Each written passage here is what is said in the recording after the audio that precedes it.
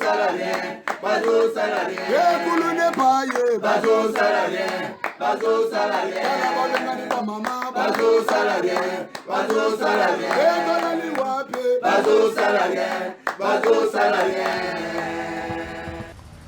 Merci, bon après-midi. Il est 16h passé de quelques minutes. Désolé pour un retard.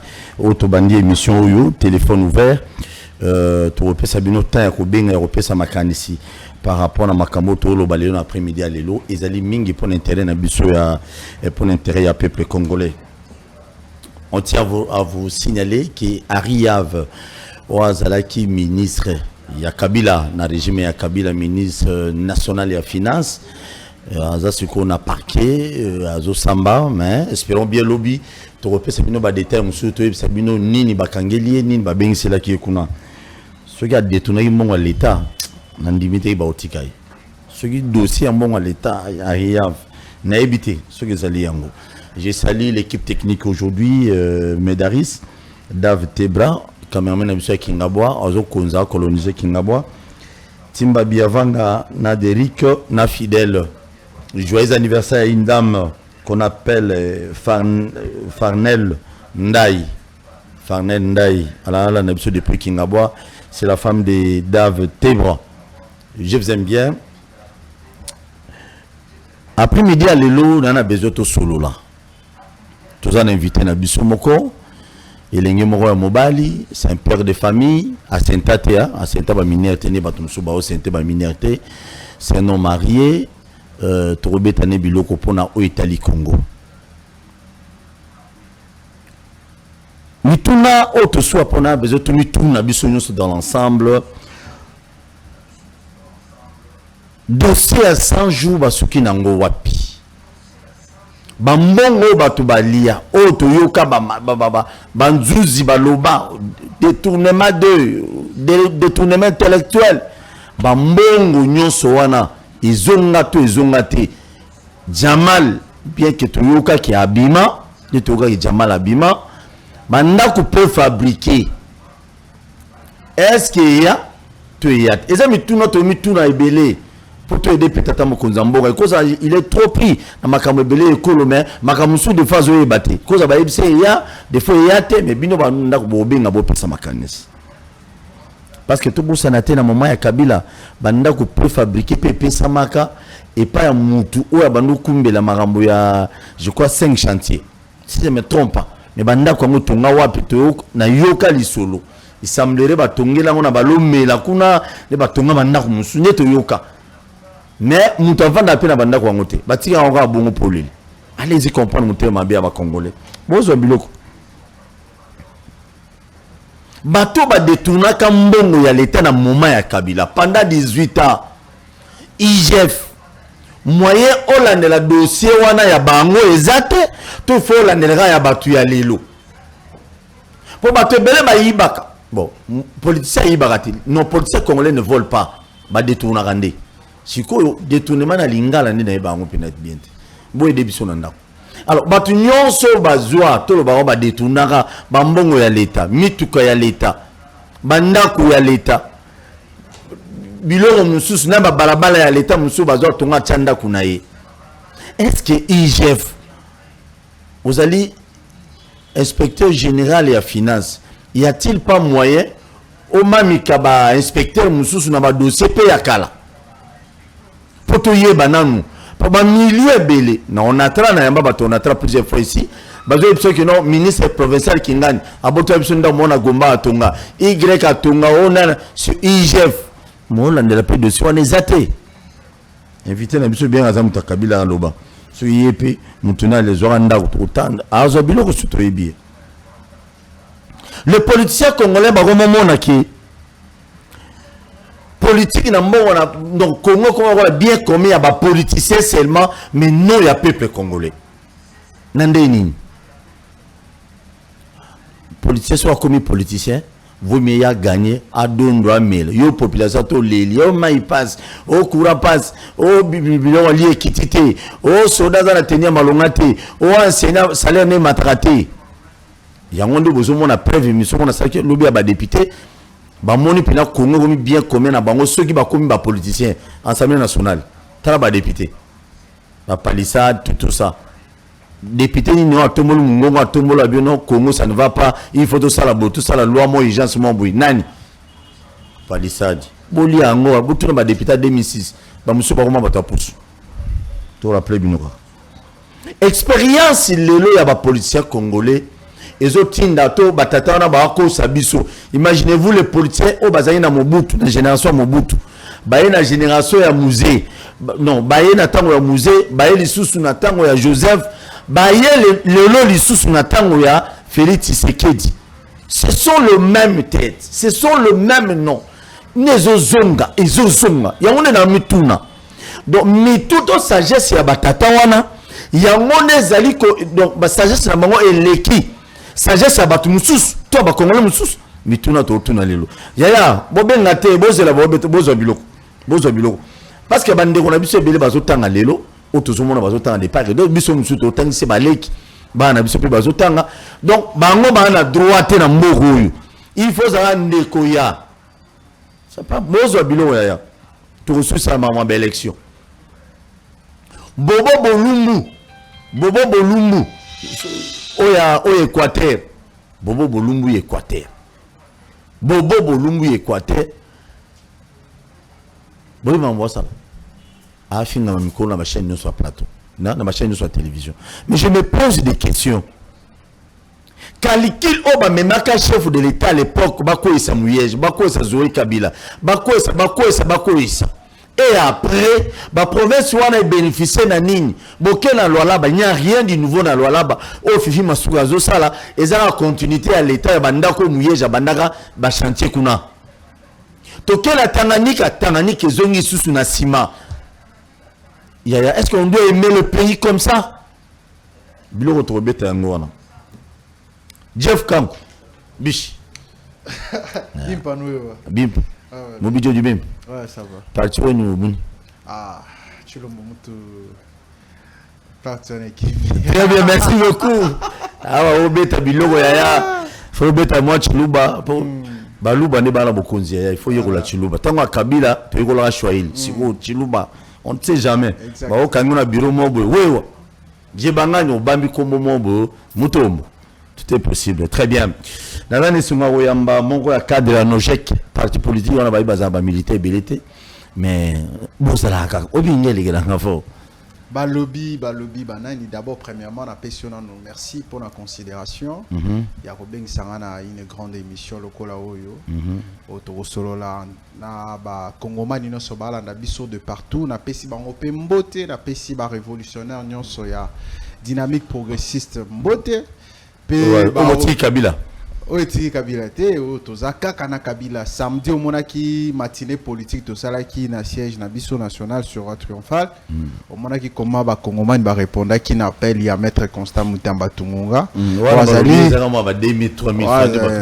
mais non ezalaki mobilisation zéro il fallait ki kokoma sur place yo journaliste monene na mboka oyo kozwa ba information nécessaire au monaki ba Congomani ba répondre qui n'appelle na biso ya matinée politique wana ezalaki qui n'a 0 francs. Parce que nous sommes dans l'opposition, nous nous avons dit, il faut tout ça la opposition moko républicaine. Où est coupé sa valeur, où est coupé sa idée, ça opposition, on est tout le monde dans le 37 ans, il y a IDPS, où il y a qui, c'est donné qui, il y a ko Bouka, ko Panza, donc quand l'IDPS a peut-être une matinée politique, ou bien activité moko boye, déjà mboka mobimbeza en ébullition pour éviter, ba Bouka côté nini, souciette nini ba rotumba, donc nous nous sommes dit, il faut tout ça la opposition moko de responsable pour aider le pays à avancer. Kabila nous a amené quelque part. Il ne faut pas tout contribuer à régressement à pays, mais il faut tout contribuer à avancement. Donc, nous avons un cadre nango, et membre nango, dont moi j'en fais partie. Et je pense que Bazo Landabiso, Nyon sur Nojek, na pesi bangombo tesika, Bako Landabiso, na Ngonga Oyo. Très bien, merci beaucoup. Tozana makambo ebele oyoki na introduction na ngai makambo ni photo beta biloko nayo si c'est certain après. Ouais, très bien. Après.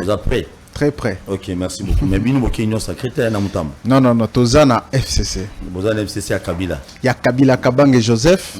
Bien que Nemi Moulani Awinonja. Némi Moulani a Wilonja Zali coordonnateur a dédié l'ouvrage naïe la République démocratique du Congo sous Joseph Kabila devoir de mémoire. Et ils ont vraiment un livre très très intéressant. Il faut que Nambo Kabatango ba comprendre ou ba kosa kabapou. Nambo na biso ba notion kotanga te. Mais notion kotanga ezate. Botobibo notion kotanga logo les ate biso ba communicateur ya FCC. To le bibo to bana kosala ne chaque plateau to bana leka to bana koleka na livre na to lobela yango po bato baye ba Kabila ni na sali Nemi akabaka na pasi Nemi pe fa pesa mbongo kuna. Je pense que c'est l'île de la communication, il y a professeur Némi Moulani et Landa Bisso, professeur Némi a coaché un moyen pour livrer à Congo et à la mise à la disposition à Congolais. Qu'est-ce que Kabila fait dans les 18 ans? Parce que dans les 18 ans, Kabila Sala et l'oroté. C'est ce qui s'est dit. C'est ce qui dit. Oh, et Sala est belé dans les 3 ans, dans les 2 ans. Oh, Batumisuti Siko Bako Sala depuis Baza à la tête du pays. Sinon, les paninga et paninga na marambona. Mais on a lobby en gros parce que je la cime. Merci. Comment on a différence en gros? Merci. J'ai sali un homme qu'on appelle Trésor Pumbu Mukadi. Trésor Pumbu Mukadi, candidat gouverneur indépendant de la province de Kassa Oriental.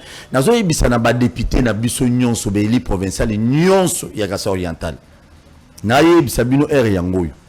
Vous avez la confiance. Na Trésor Pumbu Mukadi. Vous savez le pourquoi? C'est un homme abotola diamant. Nazo zonga makamo na yebo monalo. Abotola diamant mutute. Abotola mosa mutute. Ayibate. Apiambongo ya bana province de Kassa Orientalité. Bossa la confiance dans mon ballon. Je sais, naïbi moutouaï mon ballon. Zobilok. Bossa la confiance. Vous ne serez jamais dessus. Dans une année, oh, bossa la confiance. Moi, Tano Suetikalo, c'est sûr et certain, Kassa Oriental, ma crise, n'a pas problème, vous trouvez ensemble, dans de trésor. J'étais sali trésor. Zobilok, aux amis Boujoumaï, n'a pas son mot. Merci. Sans joute, Soukapi. Bah, la dans la voie de Jaï, donc. Toute la journée, 100 jours. 100 jours procès dans Batumusu, dans le bureau. Et ça, là, et bang, ça va. Les autres se occupent. Merci pour la question. D'abord, premièrement, Nazali, juriste et avocat. Nazali, on a été pour mettre ma vie sur ma décision, bien ma jugement. Non. Na posé un angle, on a été. Pour la décision judiciaire. Kankou, moi, mais dans le contexte politique, ce qu'on est na kota na casquette en tant que politicien, oui.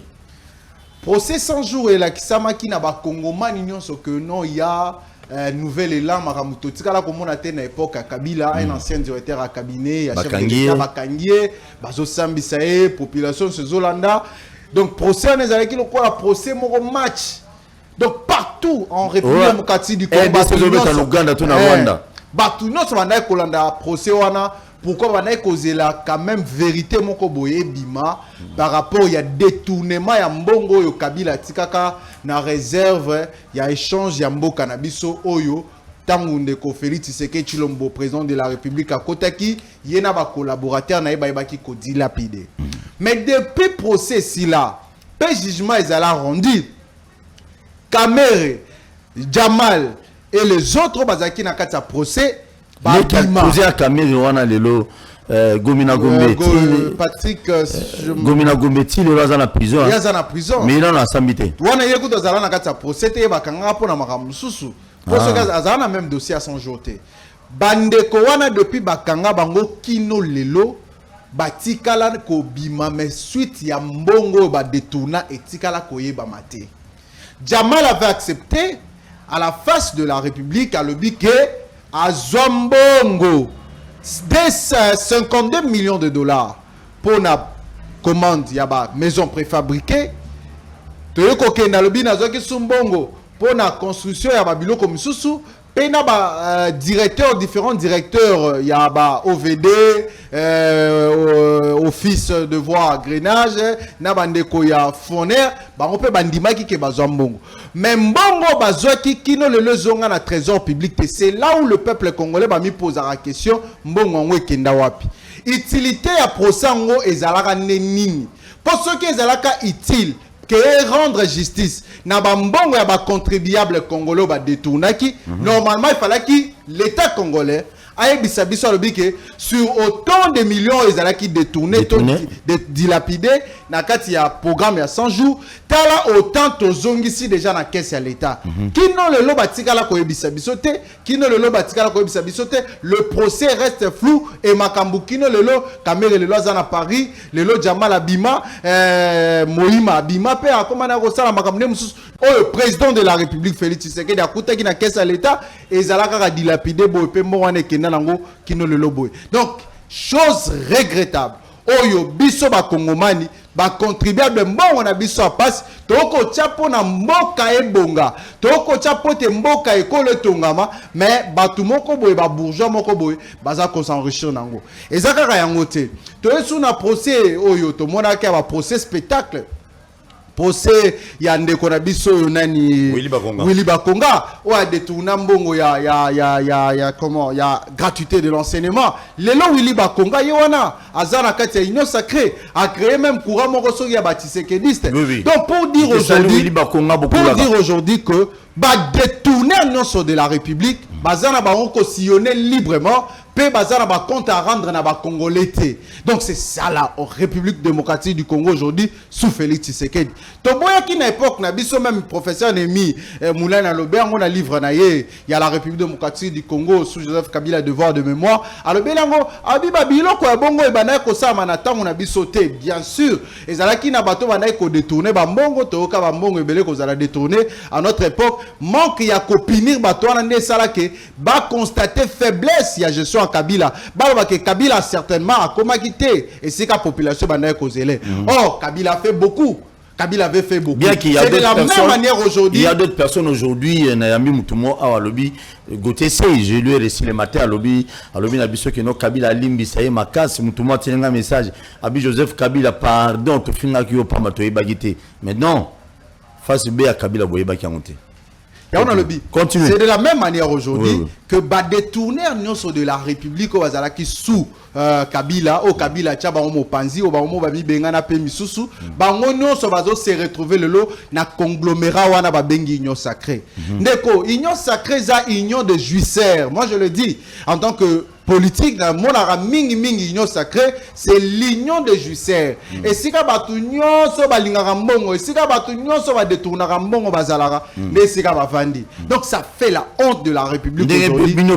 Ba grand détourneur à l'époque ils avaient fait nangam na bino mais yo mo tout reconnaître nangam bien que bazaki pinité na lobby ngwa le professeur Némi l'a dit bien. Merci. Le bar pio mo yoka Némi na bina te na livre il y a un monde d'actualité il y a un monde d'actualité livre on pour commettre faire ba mensonge actualité Félix Tshisekedi ya livre on a et ça livre on a pour na biso ba kabiliste et commettre faire ba mensonge nyonso to biboy batwana bazalaka pinité parce que ba ndaki ko lempa président de la République le nom va détourner non de la République bazo se retrouver na soutien au chef de l'État.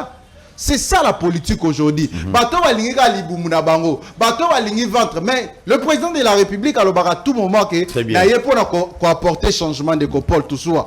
Mais changement go, ezali changement ba vie, ya ba compatriotes baza tout autour ya président de la République, to ba paisible citoyen baza ko fonctionner, ba citoyen lambda, o baza ko fonctionner na kati ya fonctionnement ya gouvernement te, mais baza ko débriller na makambo na bango songolo pakala, il faut ba se retrouver. Mais aujourd'hui to monde mingi bato ba ko se retrouver et zali bato baza tout autour ya président de la République donc na kanisi po nanga changement o bango balobaki ba romimela biso yango wana. Merci beaucoup mais quand Kokobo sanelo monter et le retour lo bana bato tout chef de l'État ne baza ko se retrouver de même aussi bato bazali tout autour ba Némi ba Chadar et les autres tout autour à Kabila à l'époque ba on va se retrouver bino botina no jeki botiko se retrouver merci. Est-ce que biso na anglo la té je l'ai dit la majorité des Congolais de Konangai. Les gens débattent déjà Kabila, ce même souffrance auto vivre les lots, Nathan Kabila quand même différence, les alliés aux alliés journalistes, dans la salle équilibre au moment là les lots, souffrance à Congolais, au lait quitta, au lait à la table moyenne de Sika Kabila, Tika qui emmène des Konangai. Merci beaucoup, j'ai confiance à président Félix Tshisekedi. Il fera à Osala Mamebele Minen na mikolo zali koya. Obi, nzomo le soir boy ba match to beta biso na Burkina Faso na dernière minute musée beta biloko de même aussi ba biloko ndé bon mona président Félix Assès biso dans 2 ans expérience politique dans ce pays. Moi j'ai dit que bato mususu obi bino pe Et là, on est na bête bino libaku. Na retira. Na mboko yo pose à la valeur, il faut à la professeur. Mais on a vu des professeurs d'université dans ce pays. À côté à Kabila, yomo auto de Kriyango, ba ide Kabila ti. Ya on tout le monde ba grand professeur. Tout le monde ba grand politicien. To benga ba wanta bo po ba balinga lokumu. O bazalaka, soko kitatane azaka muto collaborateur mo Mobutu. Oh, moi naie collaborateur à musée Joseph ba monike moi bala lanzalezate ba question pas Félix ndeko nga kanko na mboko oyo il faut que batata ba komomo yebana il faut ba gérer mboka oyo non un nom inconnu à quoi gérer mboka. Quand je dis mboka ce n'est pas la présidence seulement mais tout le monde a peine ndenge assez hein na ba ministère na ba entreprise etc. Permettre à Oloba eloko wana échoquer tamsu bandeko ebele beta biloko la malédiction ya mboka oyo to eloko to komona na mboka ezo marché te c'est à cause ya ba politicien na biso. Donc ba politicien mboka na biso nde ba baza malédiction ya Congo na ba professeur il faut ba je le dis ba politicien parce que bango nde bango nyonso na ba professeur ba CT ba assistant ba docteur en droit ba docteur tout mais qui docteur la population bango nde bazali malédiction première ya Congo na biso alelo. Très bien ndeko na ngai lelo tala configuration politique, il y a régime actuel, il y a président de la République. Qui pouvait croire en 2010, en 2011, en 2012, en 2018, qu'un Lambert Mende peut rejoindre Félix Tshisekedi? Nana kokaki kokanisa, bane wana nyoso de 2010 en 2018. Na niveau au-delà, na ndenge banda kokitisa Félix. Beta biloko. Na ndenge banda ko dénigrer IDPS. Qui pouvait croire que Lambert Mende Omalanga peut collaborer aujourd'hui avec l'IDPS? On a exemple.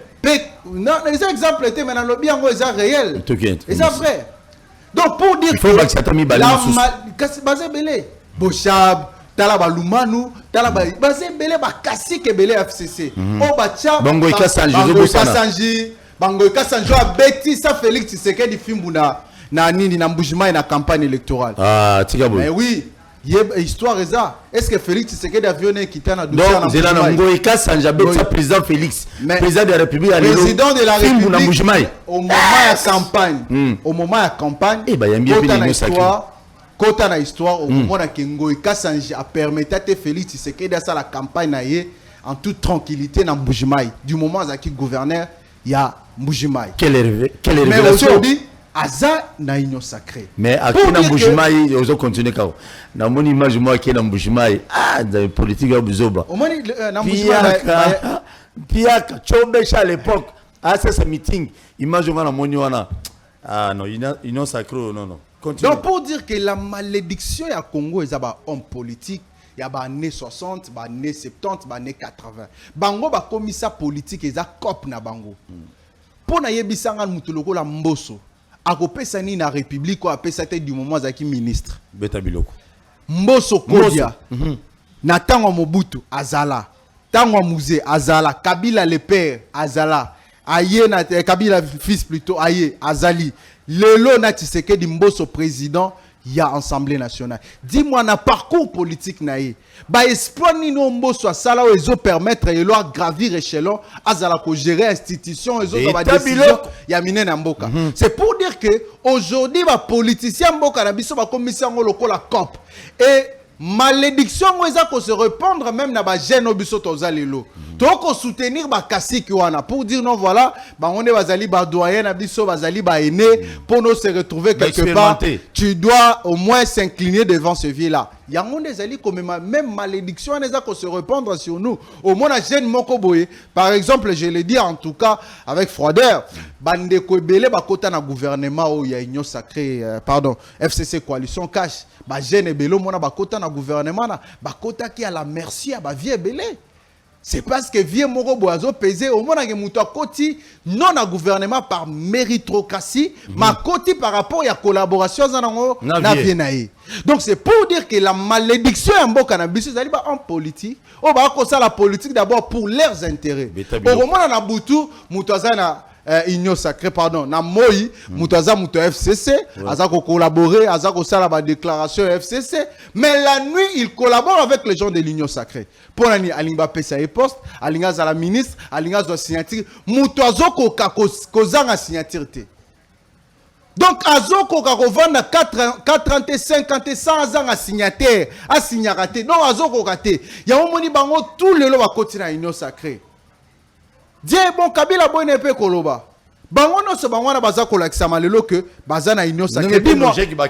Non, mais c'est aux ara biso. Les konanga ekoko sa population te bala na biso. Merci. Téléphone fungwami. Non, j'ai koyo ngana zali ko appartenir kino na moi lelo. Na ne continue Union Sacrée. Ngana lobaka. Jour Union Sacrée. Non. C'est une institution d'appui la démocratie, c'est une institution indépendante de konanga. Na ina si c'est le romorwana. Nabi zone exemple la téléphone nabi ke ba kongomani ba obenga. Zone c'est le romorona ina loba. Carole Aguitu a détourné au niveau de la SONAS. SONAS, ceux qui le les a par terre, c'est à cause de ces dames.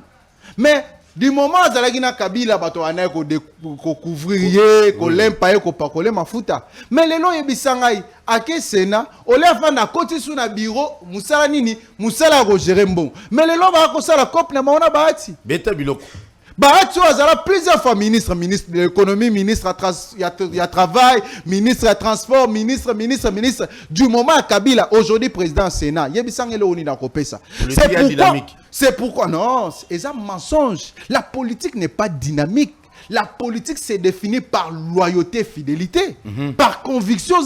Pourquoi on s'engage à politique? La constance c'est par rapport à idéologie. Si on a montré que idéologie, fonctionner sous balamouté. Vaut mieux me retirer, mais au lieu d'aller faire allégeance, na bateau tozalaki ko critiquer à l'époque, parce qu'on partageait même, on partageait ba idée moroté. Yebisanga bateau so bazongi lelo bazana katia Union Sacrée.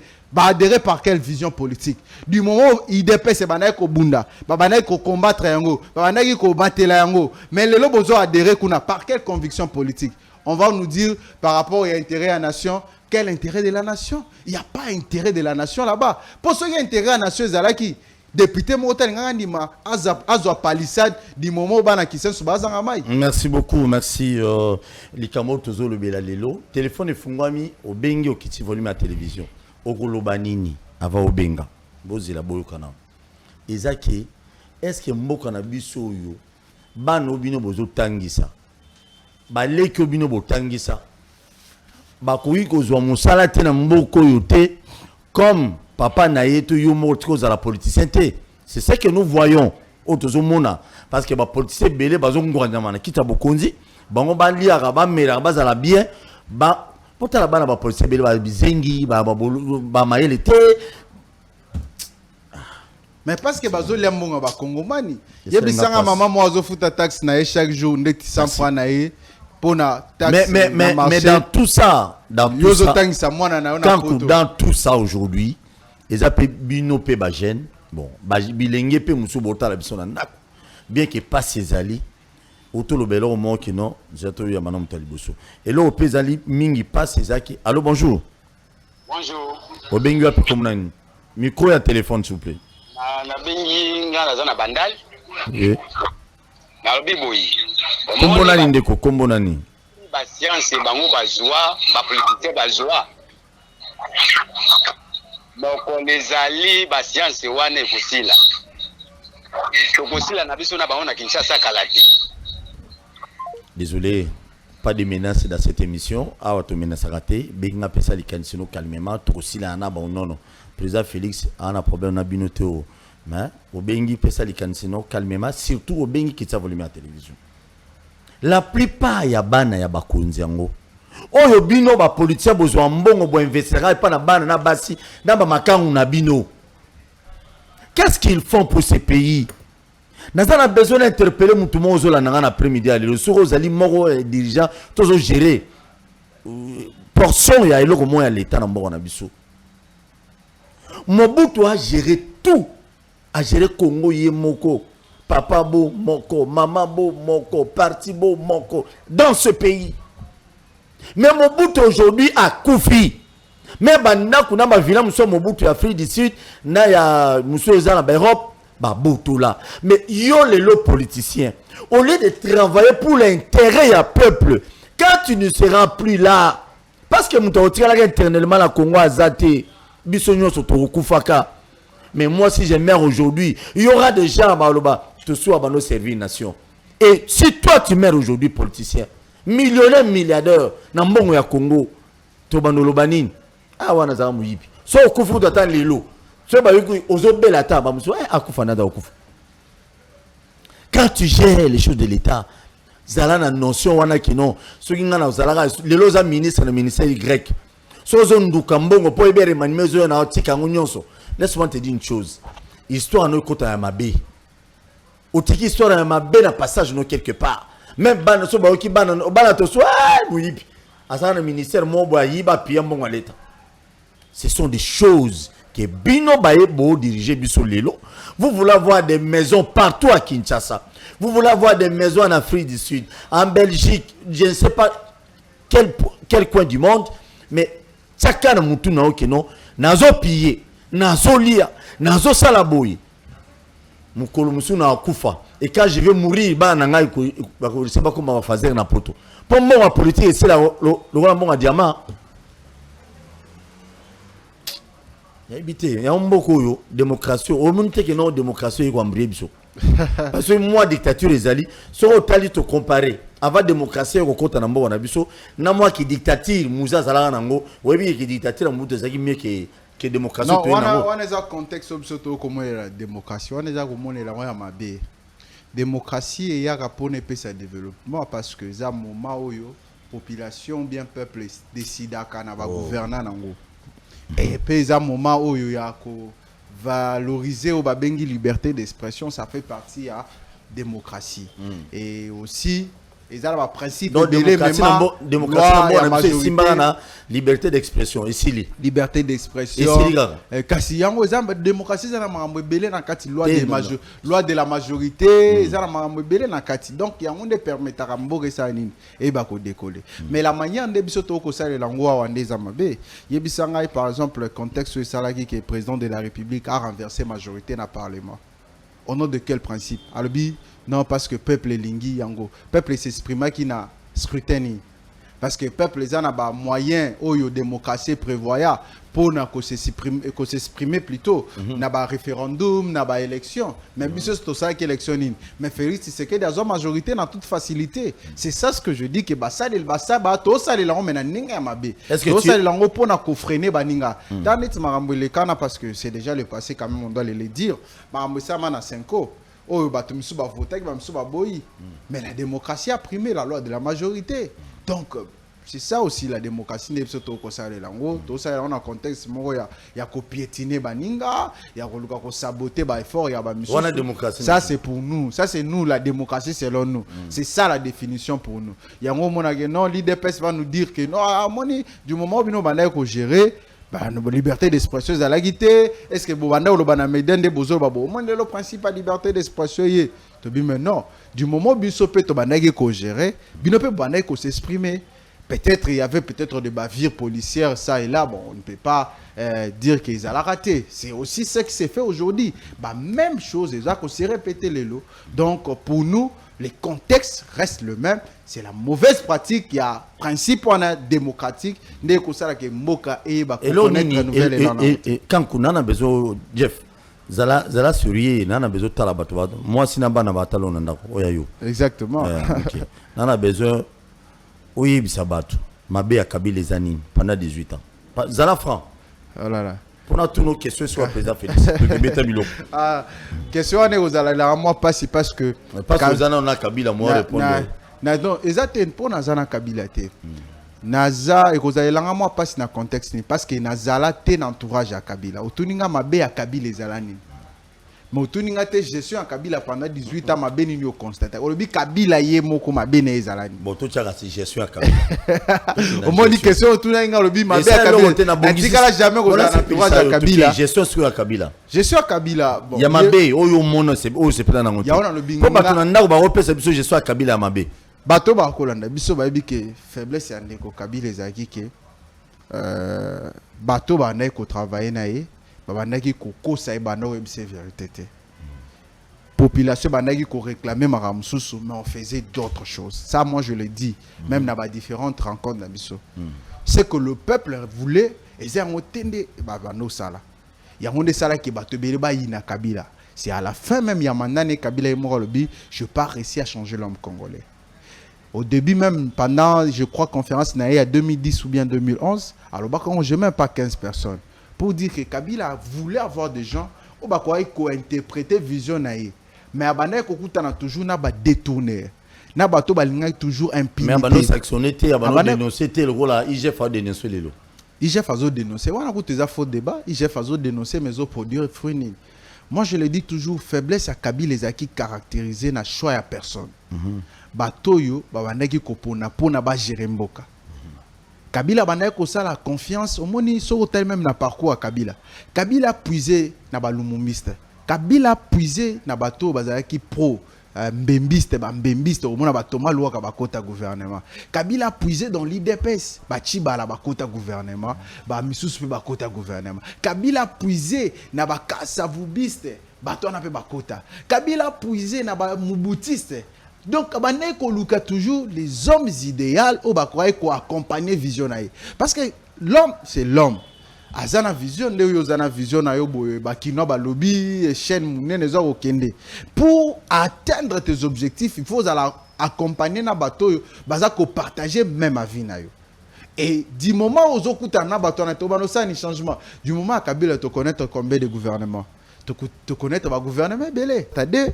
Tu es na Muzitu, tu es na gouvernement Chibala, tu es na Sami Badibanga. Donc, tous ces gens-là, Kabila voulait à tout prix rencontrer des gens qui ont un sentiment à la population. Bato yango moni Kabila lo ba susute ba diadoliste non so ba Kabila to tondio teta ba moni ke Kabila boya ki yango ko kene na principe na bango ba kinke mulumba poa ba chiba la pardon chiba la plutôt ya batoza ba bochabe poa. Donc bato en ce moment que Kabila a partagé ka sou a vie na bango te vision na bango te ba so ba kima Kabila, mais l'homme Kabila lui-même porte une vision. Alors ba Kabila dans la vision oyo et ko comme ma Congo quelque part. Mais c'était son entourage. Mais parce que ce qu'on a un projet de 5 chantiers de Paul Toussoua, autant un projet révolution de la modernité, au moins que vision d'application le lot, Congo comme quelque part. Mais bien. Le Congo a un problème, il y a crise d'homme. Il y a solo vrai homme d'État. Merci beaucoup. Et là, nous avons reproché à ma B, la gestion du président Félix Tshisekedi. Laissez aller, manque de leadership forte. Laissez aller, on arrête les gens, les autres, laisser aller. Non, laissez aller, Zamakasi. Moi, je l'ai dit, depuis le gouvernement où ils sont en place, depuis le régime où ils sont en place, tout ça qu'on constate, laisser aller mon camp pas possible. Manque au bazo kolobaki, on sanctionne, on arrête. Tout ce kolobangwa en introduction, on a arrêté, mais pour quel résultat? On a arrêté pour quel résultat? Quand le chef de l'État lui-même constate que faiblesse moko boeza na kati ya justice, il est dit haut et fort devant le Congrès. Mais Azoko reçoit décision pour remplacer Batouana. Et ça laissé aller. Quand le président de la République a constaté à le big jusqu'à preuve du contraire, Ngaïna gouvernement, tout ça marché dans la même direction. Mais le président de la République a dit et ça laissé aller. Quand la population a réclamé, ram, et ils sont bons. Mais le président de la République peut-être décide tardivement. Et ça laissé aller. Le premier. Mais après avoir causé millions, après avoir pillé la population, après avoir escroqué la population. Mais le président de la République a décidé le premier. On ne peut pas décision le 1er mars. Pourquoi c'est laissé aller? Tu vois qu'on a manqué de leadership dans le bien. Le leadership à président de la République est fort.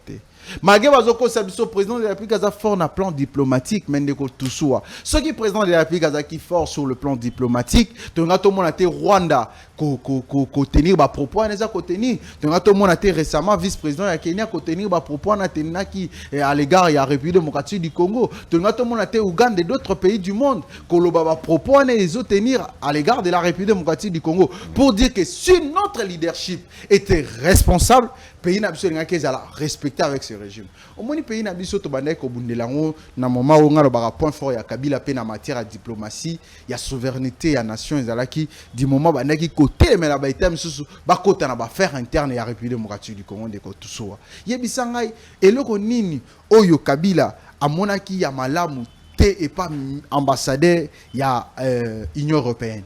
Mais ambassadeur à l'Union européenne, ambassade dans Wezala, Bakangango. Pourquoi? Parce que Bana Kolukako s'est mixé dans les affaires internes, dans la souveraineté, dans la souveraineté à la République démocratique du Congo. C'est ça être un État responsable.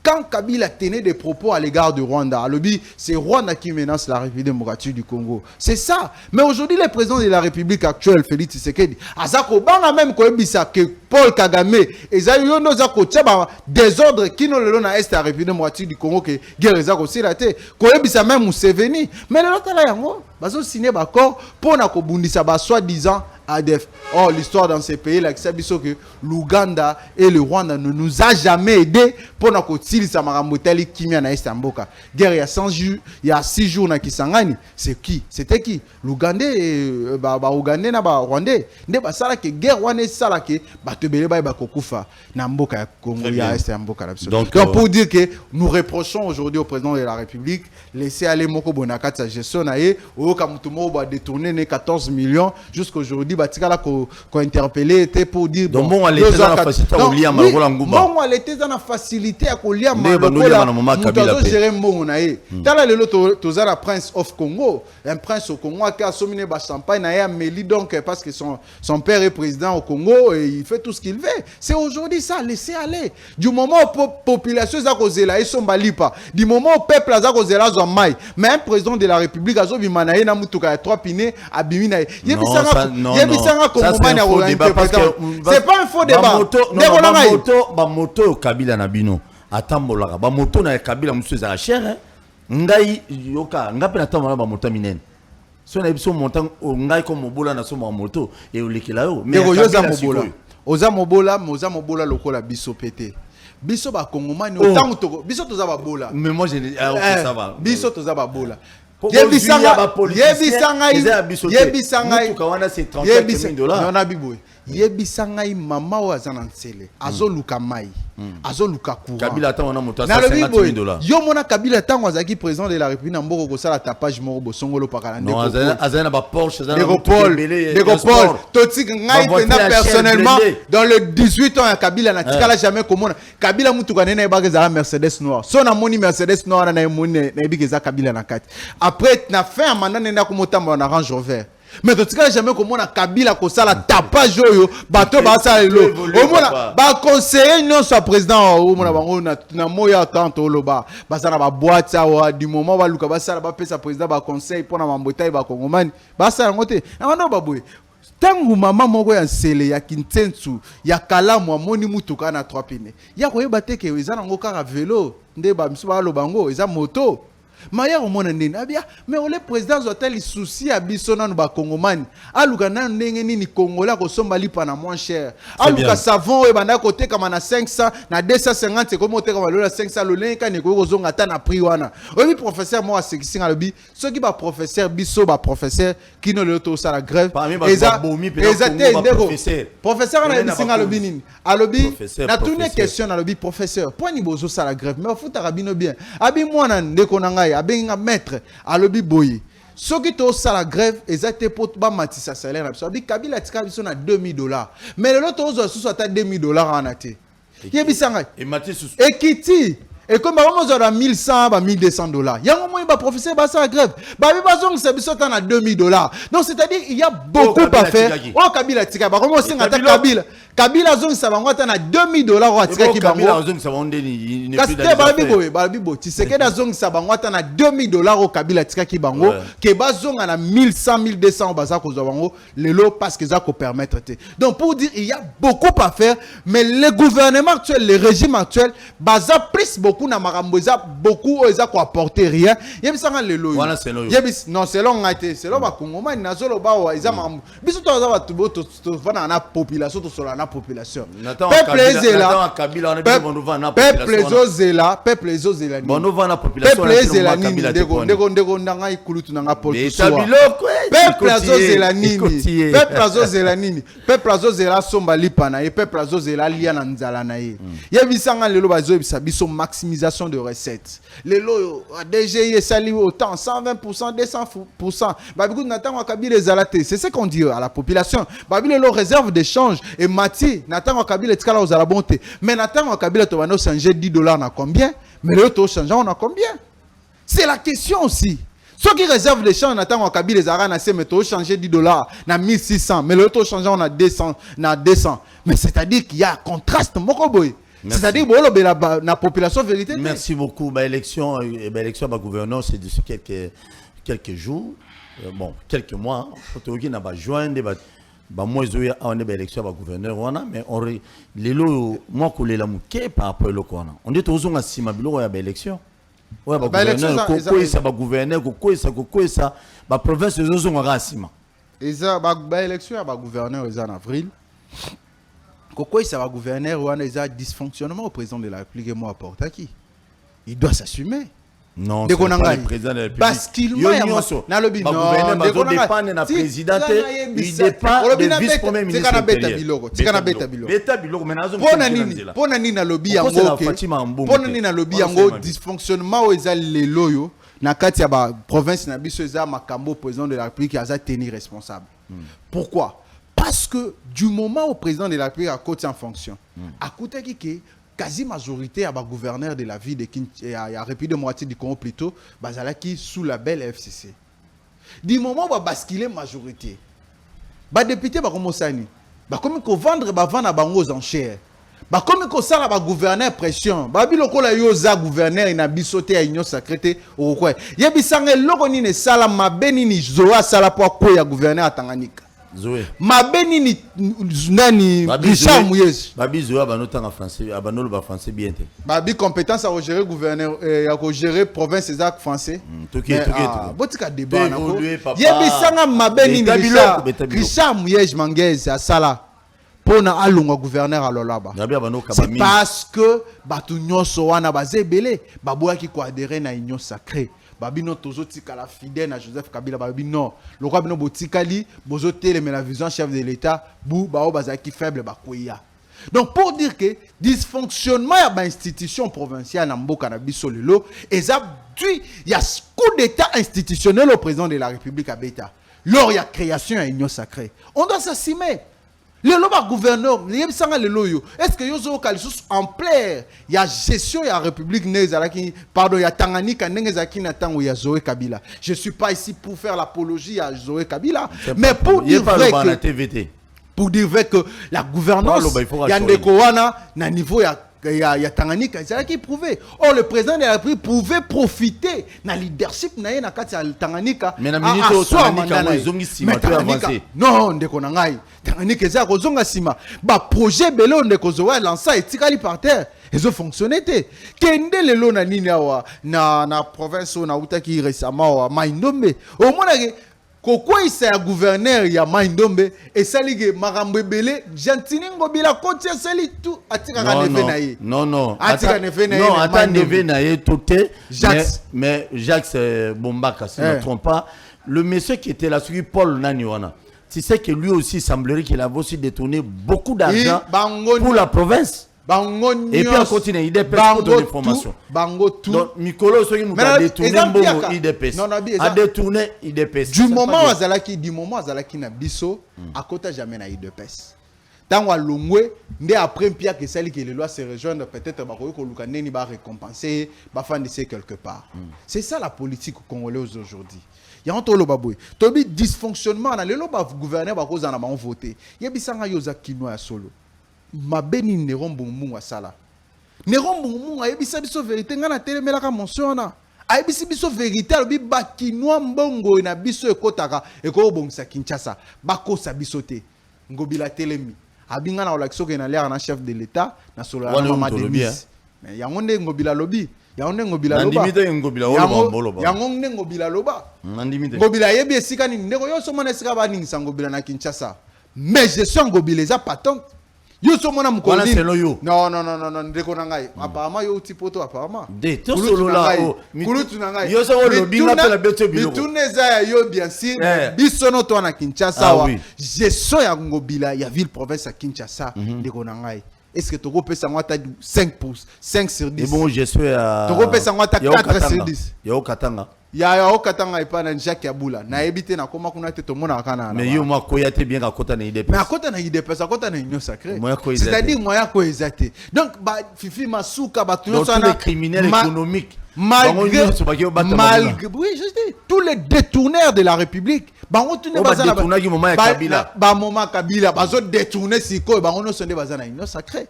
L'Union Sacrée composait les détourneurs. Population est bien go. Wana yo mutolobi. Ngana senga kana population loro moro. To s'assumer qu'en 2023 topé sa chance na batu miso ba diriger beaucoup. Pour renouveler la classe politique. Merci beaucoup. To ça la oyo to ça en 2010 en 2006 en 2011 en 2018 il y a confié batata wana ma responsabilité parce qu'ils ont échoué lamentablement. Topé sa chance na ma nouvelle génération, nouvelles énergies. Na osepela na mona kulutu na na parlement nde obunda na 2018 na osepela ba mona batu misusu na parlement mais ma bébé ah tu le bon na TV nga bo malanga l'autre. Merci beaucoup. Je crois na 2023 bien qu'élection kozalate élection ozala biso to ko exiger élection na ndeko Félix mais babi mbongo ezate président Sinabi déjà ba mando so na bango na ministre de finance ndeko na ngai to pesa IDPS chance à glisser à na seconde moko et kozala malheur pona biso et kozala souffrance pona biso na zolo bango na ba kongomani no so bazo tala biso dans le partout dans le monde to se mobiliser ngana lo baboy à élection ki budi ndeko na ngai ya ndenge ba kosalela ngo respecter ba norme ou pas token une élection le 18 décembre qu'on sanctionne ces détourneurs de la République sinon ne biso to ko en pâtir biso ne to ko souffrir biso ne to ba continuer ko souffrir ba on va lia bien ba on va vivre bien yo nanga ne to ko souffrir yango biso nyonso nazo interpeller conscience aba congolais balanda j'ai a pic pompe entre Kadima Kazadi na Kadima Kazadi Denise te bala Kadima Kazadi Denise Kadima Denise baza Kadima Kazadi Nicolas Kadima Kazadi Denis bango mi balé ba Kazadi ba Kadima wana ba embrier population te Kabila a fait preuve dans ce pays de organiser ba élection sans ko défendre Mbongo Libanda sans ko Mbongo Libanda ndeko na ngai dans le moment où biso Covid na biso ngana benga Covid assemblée parce que bomba congolais belete dans d'autres pays ba organiser ba élection États-Unis a organisé les élections du moment où bazana Covid France na avril là bazana élection du moment où ba variant ebele bimi il y a plus de 10 pays où ba organiser élection du moment Covid il faut pas mentir à la population congolaise que sous prétexte à Covid moi tout ça la élection zate donner les moyens il y a biso ba révolutionnaire toboya ki ndeko Félix a prétexté à organiser l'élection parce que bureau CENI a complété. Tout tindi ba délégué aujourd'hui la CENI affiche complet qu'on organise les élections en 2023. Merci. Nous n'allons pas permettre même seconde moko dans ces régimes.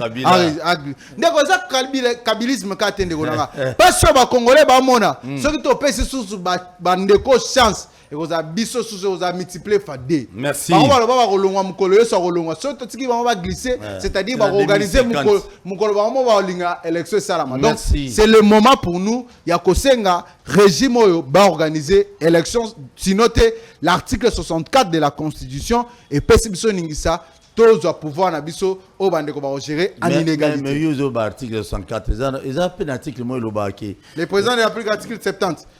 Mais dans le contexte du moment où les élections sont en cours. Parce que Kadima Lebiango est clairement, Kadima Lebiango sont commis en juin, que Mbongo va PCT, Tobosana, élection en 2023. Est-ce que le président Penda Senia Kolobabon? Merci. Je crois que ce pays, Nina Lobaka, papa, Mbongo Zé a binoté. Et ça, le pan en biologie, il y a des parents à binoté, vous les dirigeants d'aujourd'hui. Vous devez savoir ça.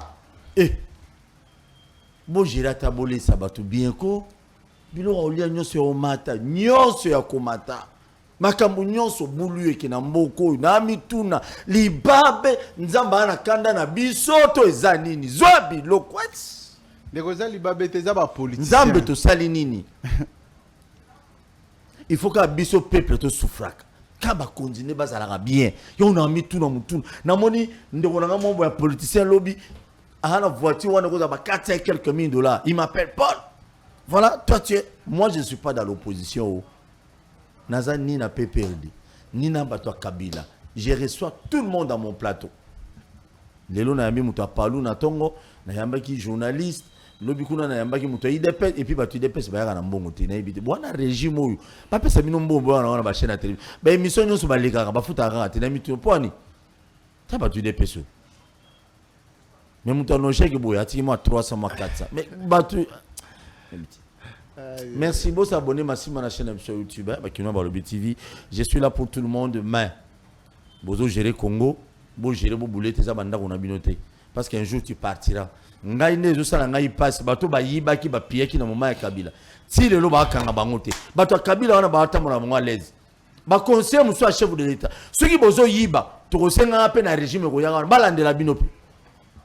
Na bino ba député populaire bokangi munokote bo dénoncer ba conseiller ba tuzo ba yiba mu walete ta bato ba ono so ba chama kelele libanda wa kofinga Kabila tongo midi poko Kabila comme ça bino ba député baza ba député grâce à Kabila vous êtes devenu député dans ce pays ba Eliezer ba ndeko na yo ba journaliste nyonso wana so yo tanga no ba safu tout makelele bachawa di moment ya élection Kabila aujourd'hui à ta proposition à ta loi moko à ta avant propos autorisé les gona na proposa il y a mensonge ya femme sage exact on ba maman eza wapi donc les loyo gérer ba kokosa ekotika la kana lelo boza na parlement population zo juger bino merci wana lukunga est-ce que ba mona ba action na yo na funa ba pesa ba voice que ba mona ba voix ba mona ka palissade des hommes tezo kita ba musu ba teka palissade ba musu ba changer ba résidence